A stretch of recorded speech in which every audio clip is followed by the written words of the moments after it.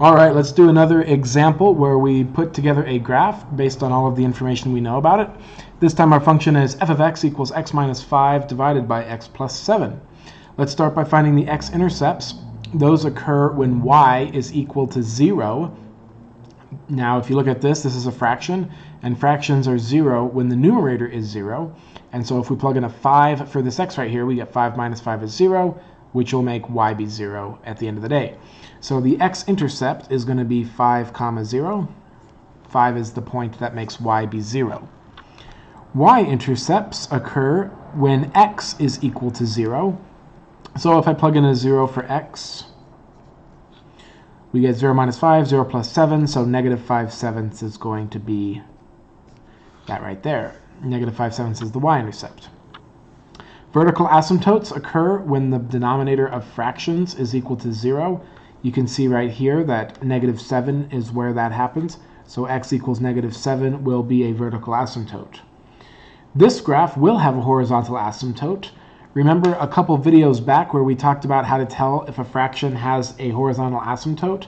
Notice that in this fraction, the numerator and the denominator have the same degree, which means the same highest exponent. So that means the horizontal asymptote will be the ratio of the two coefficients of that highest degree, which in this case is 1 and 1. So the horizontal asymptote will be y equals 1.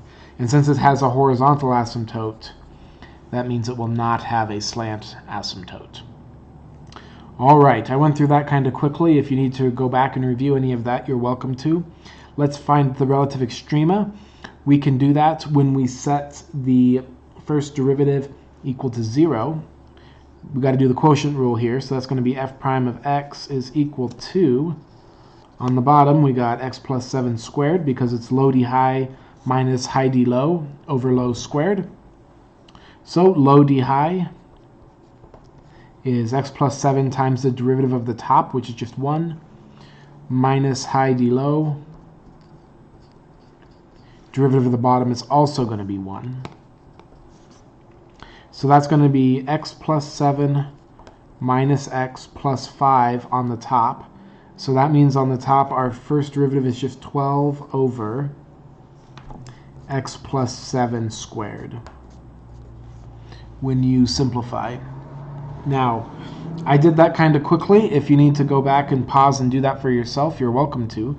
But just take my word for it that the first derivative will be 12 over x plus 7 squared.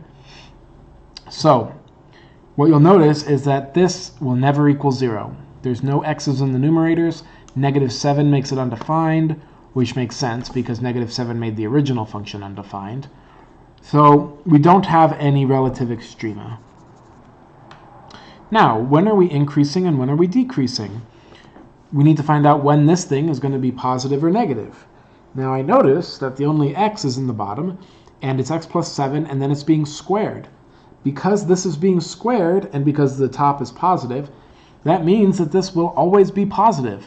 So we are increasing everywhere that the function is defined, and that means we are increasing everywhere except negative 7.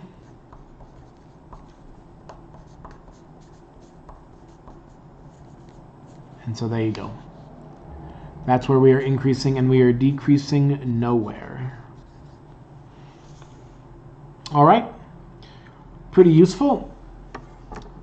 As you can imagine, since we are increasing everywhere, that kind of tells us we're not going to have any inflection points. But let's go ahead and find the second derivative anyway. Our first derivative I'm going to rewrite as 12 times x plus 7 to the negative 2.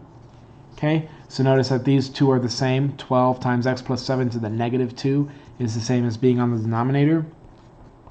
So that means our second derivative will be negative 24 times x plus 7 to the negative 3. Don't forget the chain rule. They'll be times by the derivative of the inside, which is just 1, so it doesn't make a difference. So that means our second derivative is negative 24 over x plus 7 to the 3 positive.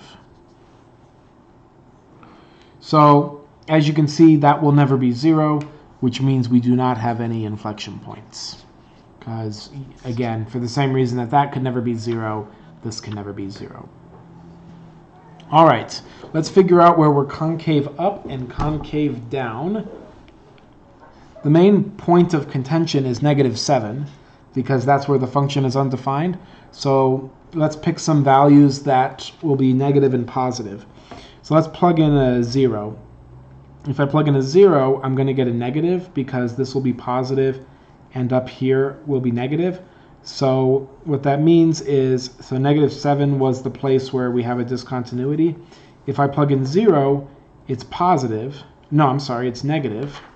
If I plug in a 0, we just said it was negative.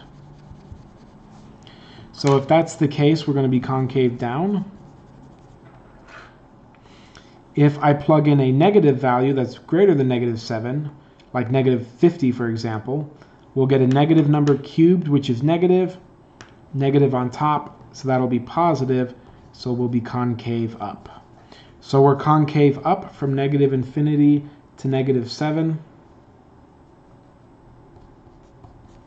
and we're concave down from -7 to infinity.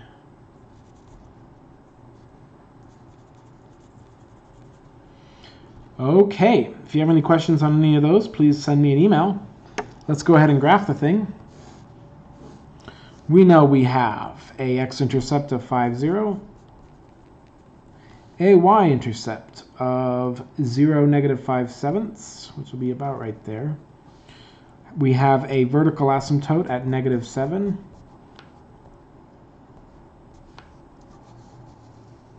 and a horizontal asymptote of 1.